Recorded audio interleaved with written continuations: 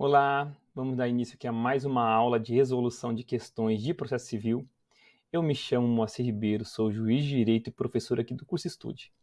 E como de costume, a questão vai aparecer aí na sua tela, você vai pausar o vídeo e vai tentar responder a questão sem consultar.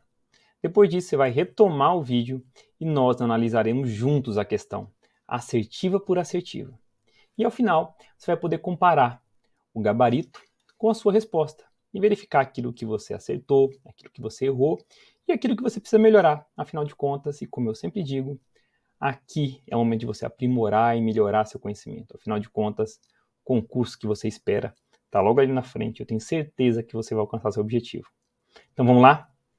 Questão na tela. A questão é para o cargo de juiz de direito substituto, 2022, Tribunal de Justiça do Amapá, Fundação Getúlio Vargas. Quando eu falar já, você vai pausar o vídeo e vai responder a questão sem consultar. Então vamos lá.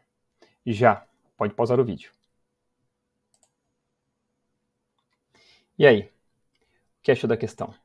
Bom, como é possível perceber, a questão exige que o candidato conheça o conceito de capacidade postulatória e, além disso, e principalmente, conheça as consequências de ausência de regularidade na representação da parte no processo. Então, o sujeito conhecendo as consequências da ausência de regularidade de representação, ou seja, a ausência de capacidade postulatória, consegue responder a questão tranquilamente, sem maiores dificuldades. Nós vamos analisar a questão, como de costume, assertiva por assertiva, mas antes disso, vamos fazer aqui um breve apanhado aqui sobre o que seria essa irregularidade de representação. Então, vale lembrar aqui, gente, que capacidade postulatória, todos sabem disso, significa que alguns atos processuais exigem do sujeito, além da capacidade processual, uma capacidade técnica, sem a qual não é possível a sua realização válida. Essa capacidade técnica dá-se o nome de capacidade postulatória. E a ausência dessa capacidade postulatória, ela depende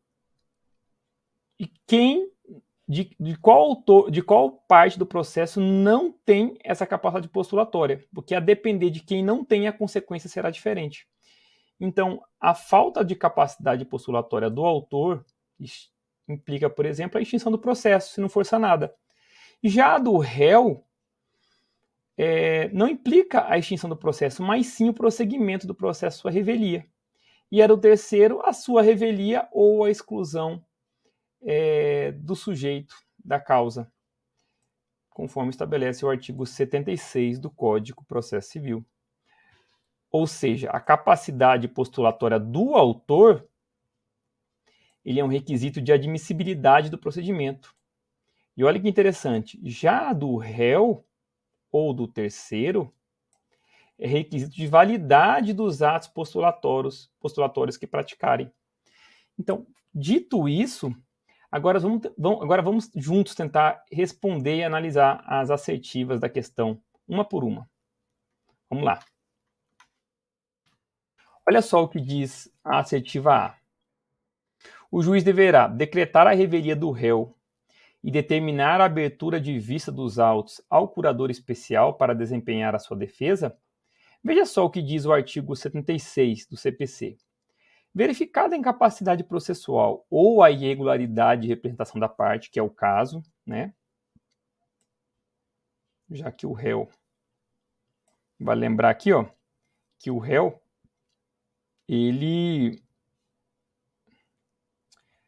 o réu revogou o mandato outorgado ao seu único advogado, ou seja, ele está sem representação no processo, sem capacidade postulatória.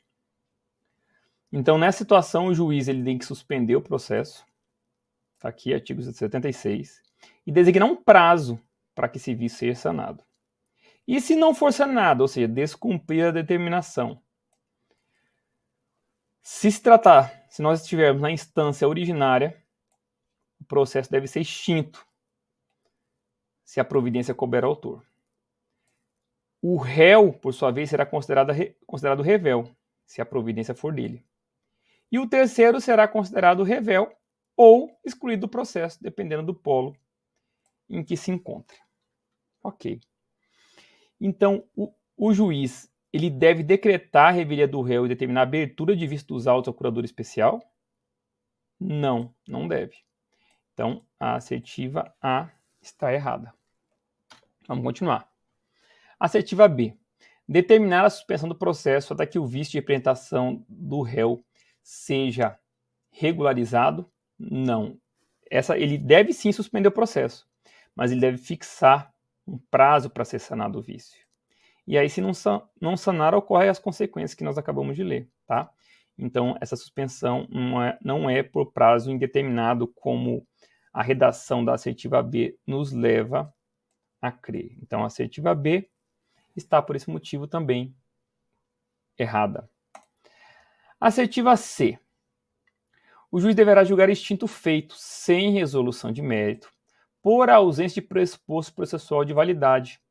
Ora, nós vimos que isso só ocorre, ele só extingue o processo, se a ausência de regularidade de representação for da parte autora, né? E no caso aqui, como nós acabamos de ver, a ausência de regularidade de representação é do réu, né? Então, a assertiva C está, por esse motivo, errada, ok? Estaria certa se nós tivéssemos diante de ausência de regularidade de representação da parte autora, mas é do réu. Assertiva D. O juiz deverá proferir sentença de mérito, acolhendo o pedido formulado pelo autor. Vamos ver.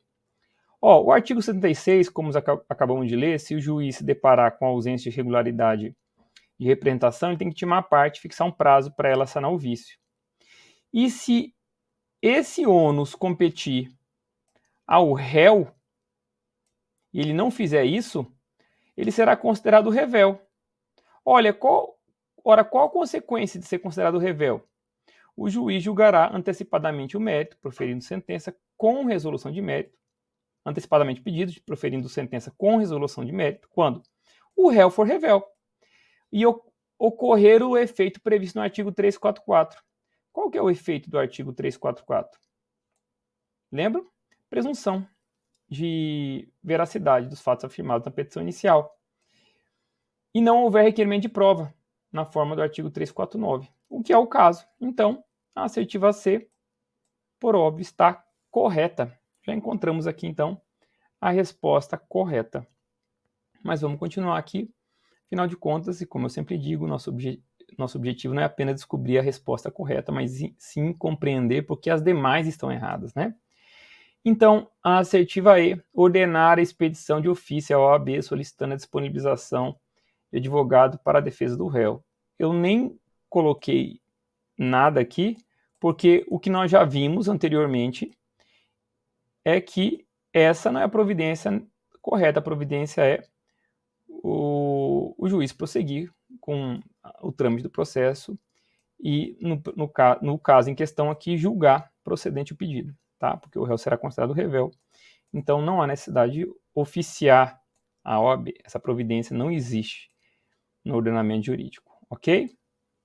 Então, a assertiva correta é a letra D. O juiz deverá proferir sentença de mérito, acolhendo o pedido formulado pelo autor.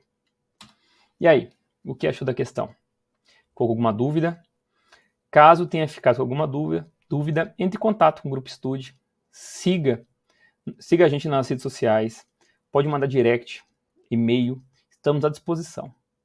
E é isso, vamos ficar por aqui. Espero vê-lo ou encontrá-lo novamente.